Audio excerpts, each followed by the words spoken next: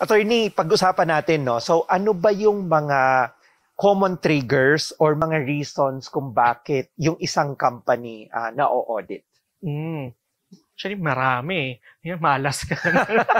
Ma- Pangit. Base sa horoscope mo, ma-audit ka. Di sa horoscope lang. Di kasi nung as in, yung sa tax practice ko kasi, lahat ng sides na tignan ko eh. Theoretical sa academe, tapos sa accounting firm, sa private, tapos sa government side.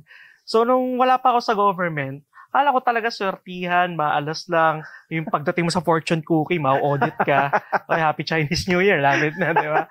Ano talaga eh. So, mukha siyang arbitrary if you look at it eh. Then, bakit yung iba, once mihira lang ma-audit, yung iba, every year lang na-audit, mga ganyan. Then, nung nasa government na ako, nakita ko na marami palang metrics yan, na hindi yan basta-basta, na kahit pa sabihin mong subjective in nature on paano tayo mamili ng audit, meron tayong tinatawag ng mga BIR audit program. Okay. So, yung BIR audit program, nire-release yan ng, minsan hindi yearly, every 2 years, every 3 years. So, may mga BIR audit program tayo na dinadirect ng commissioner na dito tayo mag-focus ngayon.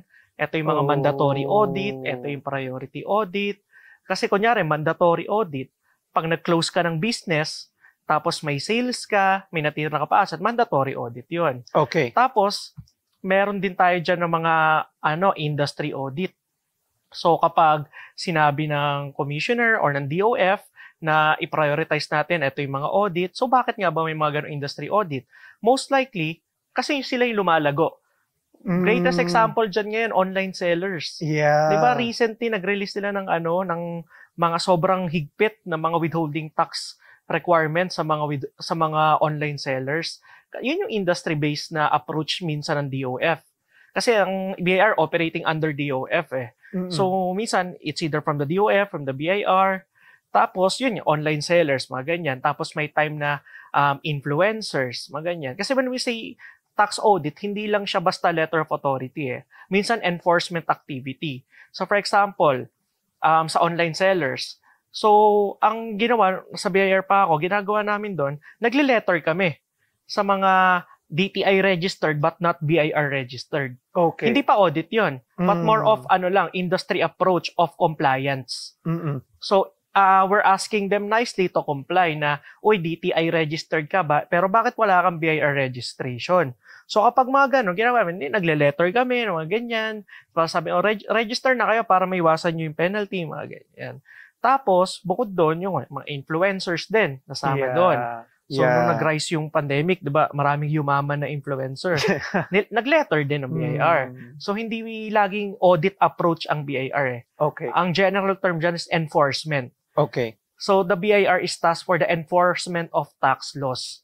So, sana, yun rin ang encourage ko sa viewers na wag natin tingnan ng BIR na kalaban. So, kami noon, we were just tasked to enforce or enforcement arm kami ng tax code natin or yung batas na sumasaklaw sa ating mga buwis.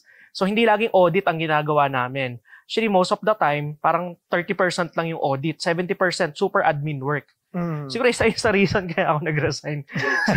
Ang daming paperworks eh. Siyempre yung letters. Ang dami mong leleteran. Kunyari sa district namin, sa Makati, libo ka agad, ile-letter mo. Diyos ko, 1,000 yun. Kahit marunong ka mag-program, ang tagal nun eh. Then, manual pa yun, isa-serve or by mail. Kahit by mail yan, ang haba pa rin. Okay. So, mostly admin work ang eh. Tapos, before pa mag-start yung audit, ang dami pa namin ginagawa to assess if i-audit ba namin yan. So, kapag papasok na tayo sa audit as part of enforcement, doon papasok yan. Yan, kasama pa rin yung industry audit. So, by this industry, ito yung booming. So, yun ang i-audit namin. Dahil ba para makakuha agad ng malaking tax? Hindi. Kasi, ang point of view ng doon, ng government is booming yung industry. Therefore, kailangan silang i-check. As in, yung pagbumba ng industriya na to is dahil kasi nahihirapan sila mag-comply sa tax, di sila napag-comply sa tax, kaya in-audit sila. Again, health check yun. Hindi nag-audit ang BIR na, uy, booming yung industry, audit natin, marami tayong masisingil na tax. Hindi ganun yung approach, but more of booming yung industry, i-check natin kung nagko-comply sila sa tax. Tapos turuan natin sila para mas lumago pa sila. Then yun, isa industry audit. Then kung hindi industry audit, dyan naman papasok yung mga trend analysis natin. So yung trend analysis, dyan natin makikita, okay, 10M yung sales mo last year, pero bakit ngayon 1M na lang? Or bakit pwede naman baliktad na 1M yung sales mo tapos naging 100M. Pero yung tax compliance mo, same pa rin. Parehas. So parang binayaran mo last year na 1M yung sales mo is 10,000 lang na tax. Tapos ngayon, 100M sales mo, 10,000 pa rin tax mo. But, just because ganun yung nangyari, it doesn't mean na kulang ka kagad. Hindi namin sasabihin na, oh, konti yung tax mo. Hindi namin sasabihin na bayad ka ng difference. So again, yung mga trend analysis, industry audit, ano lang yan metrics lang yan for us to assess sino ba yung audit namin. So, yun yung mga trend analysis. Then, syempre, ano pa ba, marami rin arbitrary na So, kunwari, mga palipat-lipat na taxpayers, ganun. Kasi may ibang taxpayers na nakikita ko na they're taking advantage of the system ng paglipat, registration ng TIN. Palipat-lipat sila para hindi sila mahagilap.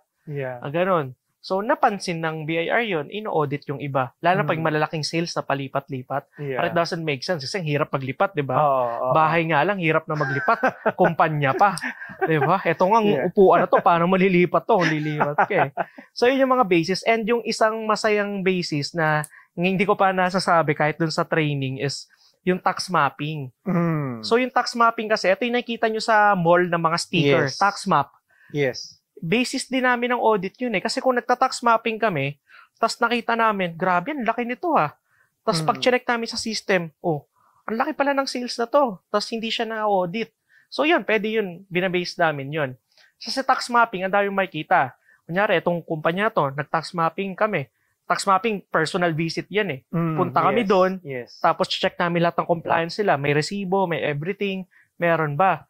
Tapos doon namin i-check, hindi pala nag-i-issue ng resibo to, hindi pala expired, hindi expired yung resibo, walang resibo, hindi registered. Tapos i-audit namin. So maraming maraming ways para ma-audit Yun. Sobrang ganda nung shinare ni Attorney Dave, no? So, basically, parang na-note down ko parang at least four siguro yung mga common triggers. So, yung isa, yung based on sa industry, kung booming yung industry, i-check nila. Second is trend analysis, kung biglang 1 million tapos 20 million or 100 million yung sales natin or baliktad, and then yung compliance or tax natin the same lang. So isa din yun sa kumbaga nagti-trigger. Plus tax mapping na mention niya, yung tax mapping, and also some discretionary things na tinitingnan. Pero ang natin dyan, Sir Jerry, ang general rule natin dyan, discretionary and subjective. Kasi there's no law or guidance talaga sa mga sinabi ko ngayon. More of observation ko yan sa tagal sa BIR. So, yun yung mga na-observe ko na common na nagagawa. But it all boils down, generally speaking, always assume na ma-audit ka. Always assume na ma-audit ka para mas mag-comply ka, di ba? Dapat mag-prepare ka. Oo, mag-prepare ka. I-assume mo ma-audit ka para hindi yung tatago-tago, di ba? Oo.